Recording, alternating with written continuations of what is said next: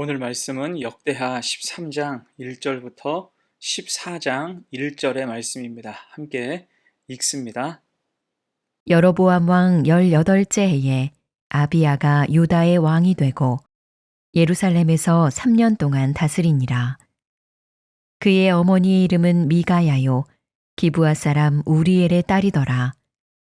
아비야가 여로보암과 더불어 싸울세.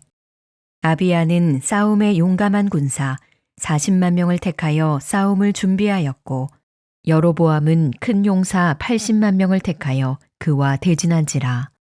아비야가 에브라임 산중 스마라임 산 위에 서서 이르되 여로보암과 이스라엘 무리들아 다 들으라. 이스라엘 하나님 여호와께서 소금 언약으로 이스라엘 나라를 영원히 다윗과 그의 자손에게 주신 것을 너희가 알 것 아니냐. 다윗의 아들 솔로몬의 신하 느밧의 아들 여로보암이 일어나 자기의 주를 배반하고 난봉꾼과 잡배가 모여 따름으로 스스로 강하게 되어 솔로몬의 아들 르호보암을 대적하였으나 그때의 르호보암이 어리고 마음이 연약하여 그들의 입을 능히 막지 못하였었느니라. 이제 너희가 또 다윗 자손의 손으로 다스리는 여호와의 나라를 대적하려 하는도다. 너희는 큰 무리요 또 여로보암이 너희를 위하여 신으로 만든 금송아지들이 너희와 함께 있도다. 너희가 아론 자손인 여호와의 제사장들과 레위 사람들을 쫓아내고 이방 백성들의 풍속을 따라 제사장을 삼지 아니하였느냐. 누구를 막론하고 어린 수송아지 한 마리와 순양 7마리를 끌고 와서 장립을 받고자 하는 자마다 허무한 신들의 제사장이 될 수 있도다. 우리에게는 여호와께서 우리 하나님이 되시니 우리가 그를 배반하지 아니하였고 여호와를 섬기는 제사장들이 있으니 아론의 자손이요 또 레위 사람들이 수종들어 매일 아침 저녁으로 여호와 앞에 번제를 드리며 분향하며 또 깨끗한 상에 진설병을 놓고 또 금 등잔대가 있어 그 등에 저녁마다 불을 켜나니 우리는 우리 하나님 여호와의 계명을 지키나 너희는 그를 배반하였느니라. 하나님이 우리와 함께하사 우리의 머리가 되시고 그의 제사장들도 우리와 함께하여 전쟁의 나팔을 불어 너희를 공격하느니라. 이스라엘 자손들아, 너희 조상들의 하나님 여호와와 싸우지 말라. 너희가 형통하지 못하리라. 여로보암이 유다의 뒤를 둘러 복병하였으므로 그 앞에는 이스라엘 사람들이 있고 그 뒤에는 복병이 있는지라. 유다 사람이 뒤를 돌아보고 자기 앞뒤에 적병으로 말미암아 여호와께 부르짖고 제사장들은 나팔을 부니라. 유다 사람이 소리 지르매 유다 사람이 소리 지를 때에 하나님이 여로보암과 온 이스라엘을 아비야와 유다 앞에서 치시니 이스라엘 자손이 유다 앞에서 도망하는지라. 하나님이 그들의 손에 넘기셨으므로 아비야와 그의 백성이 크게 무찌르니 이스라엘이 택한 병사들이 죽임을 당하고 엎드러진 자들이 50만 명이었더라. 그때에 이스라엘 자손이 항복하고 유다 자손이 이겼으니 이는 그들이 그들의 조상들의 하나님 여호와를 의지하였음이라. 아비야가 여로보암을 쫓아가서 그의 성읍들을 빼앗았으니 곧 베델과 그 동네들과 여사나와 그 동네들과 에브론과 그 동네들이라. 아비야 때에 여로보암이 다시 강성하지 못하고 여호와의 치심을 입어 죽었고 아비야는 점점 강성하며 아내 14을 거느려 아들 22과 딸 16을 낳았더라. 아비야의 남은 사적과 그의 행위와 그의 말은 선지자 이도의 주석책에 기록되니라. 아비야가 그의 조상들과 함께 누움에 다윗성에 장사되고 그의 아들 아사가 대신하여 왕이 되니 그의 시대에 그의 땅이 10년 동안 평안하니라. 당연한 승리라는 제목으로 말씀 증거합니다. 오늘 본문의 말씀은 아비야가 유다의 왕이 되어서 한 일, 그의 행적을 기록하고 있습니다. 아비야는 르호보암의 아들 다윗 왕의 증손자였지요. 그 다윗의 혈통에 따라서 왕이 되었기 때문에 이스라엘의 정통성을 지닌 인물이었습니다. 이에 반해서 당시 북이스라엘의 왕은 여전히 여로보암이었어요.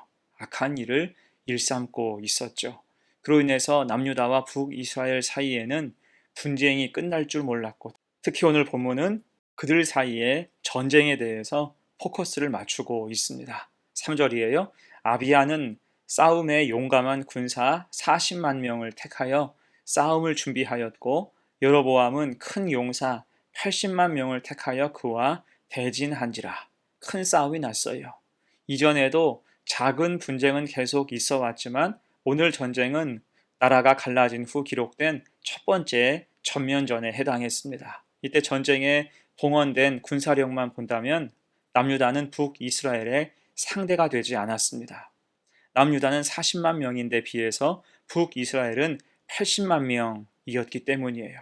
당시 전쟁의 성패는 군사의 수가 절대적이었습니다. 하지만 전쟁의 결과가 어땠습니까? 17절 말씀. 아비야와 그의 백성이 크게 무찌르니 이스라엘이 택한 병사들이 죽임을 당하고 엎드러진 자들이 50만 명이었더라. 아멘.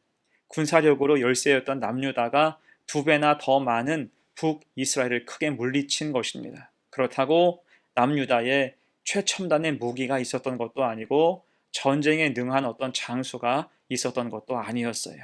대신 성경은 이 전쟁의 승리 원인을 이렇게 기록하고 있습니다. 18절, 그때에 이스라엘 자손이 항복하고 유다 자손이 이겼으니 이는 그들이 그들의 조상들의 하나님 여호와를 의지하였음이라. 아멘.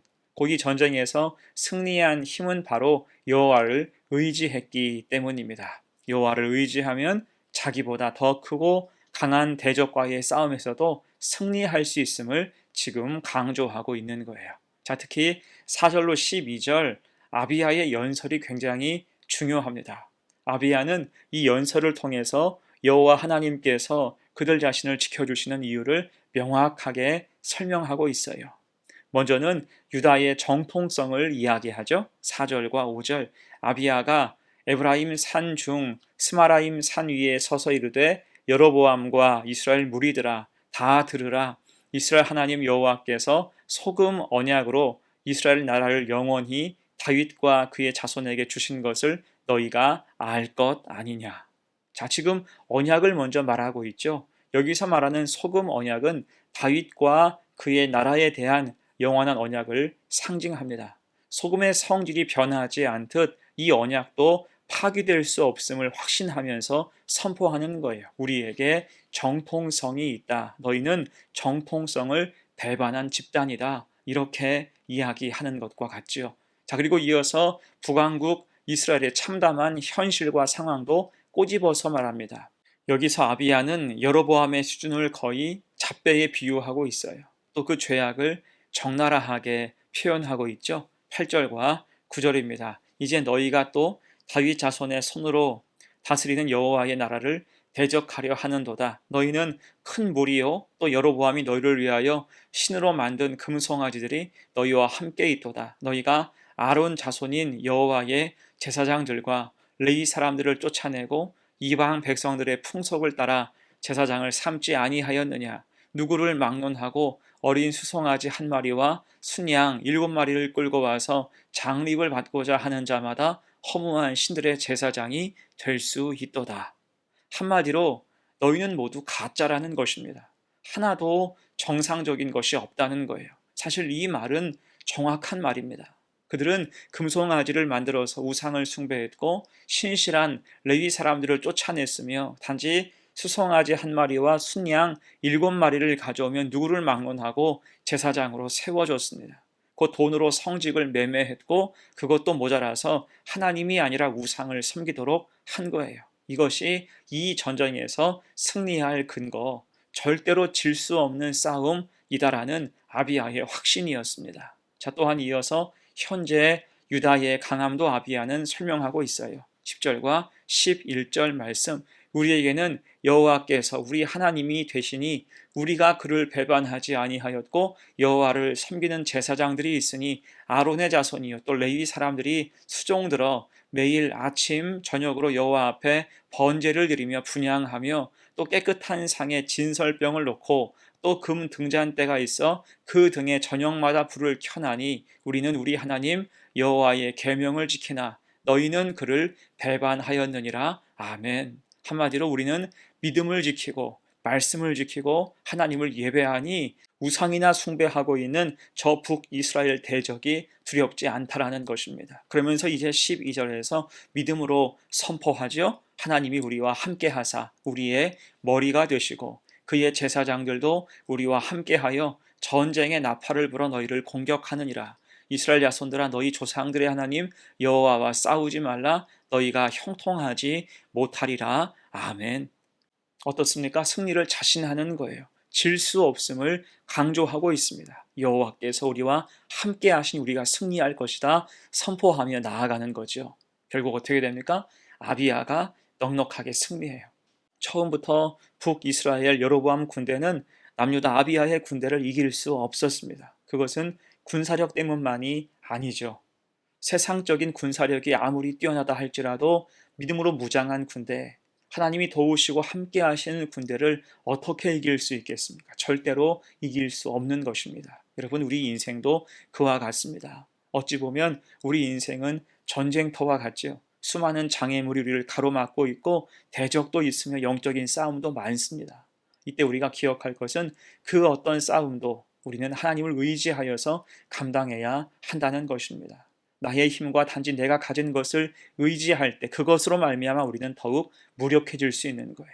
대신 하나님을 의지하고 믿음으로 무장할 때 하나님은 가장 선한 길, 승리의 길로 우리를 주장하실 것입니다. 과거 우리를 지키셨던 에베네셀의 하나님, 오늘 은혜 주시는 임마누엘의 하나님, 또 미래 우리의 길을 예비하시는 여호와 일의 하나님이 우리와 함께 하시기 때문입니다. 그래서 오늘 아비야처럼 담대히 하나님의 승리를 선포하며 악한 것은 철저히 구분하여 믿음의 길로 나아갈 수 있는 거룩한 주의 백성들 다 되시기를 간절히 축원합니다. 아멘. 함께 기도합니다. 하나님 아버지, 오늘 도저히 이길 수 없는 상황 같았지만 결국 아비야 군대, 하나님께서 도우시는 군대가 승리하는 장면을 봤습니다. 지파수 10대 2의 상황, 군사력 80만 대 40만의 싸움이었지만 넉넉히 하나님이 이기게 하셨습니다. 전적으로 하나님의 은혜였고 하나님이 도우신 승리였음을 기억하게 하여 주옵소서. 그래서 우리도 믿음의 정통성을 선포하고